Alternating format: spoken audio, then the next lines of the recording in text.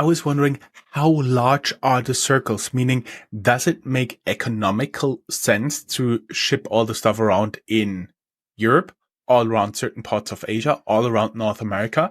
Or are there certain shipments even going from one continent to another because it's economically viable? Yeah, I mean, that very much depends on the material itself. And also on the economic situations in the different parts. Yeah, so I mean, first of all, think about like one truck.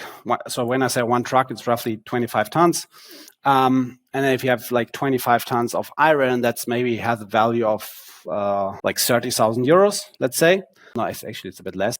But nevertheless, if you compare it to copper, which is now at above 10,000 euros per ton, you are already at €250,000 in value per truck. Yeah. And then if you compare kind of the transport costs, so just from an economical standpoint, there is not so much of a difference if you transport it kind of from, let's say, France to Poland, or if you transport it from France to South Korea. Yeah, so because a lot of the sea containers, right, that come from Asia that ship us all the nice products, the TVs, the computers, the BYDs now. So they come like fully utilized, huge vessels, and back they are not so utilized, right? So oftentimes you have like empty containers.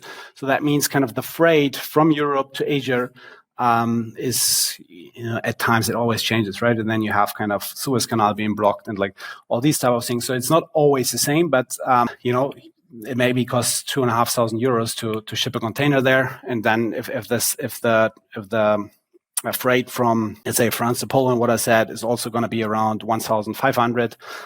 So it's maybe €1,000 different. And then if you take that in relation to the value of the good, it's not such a high impact.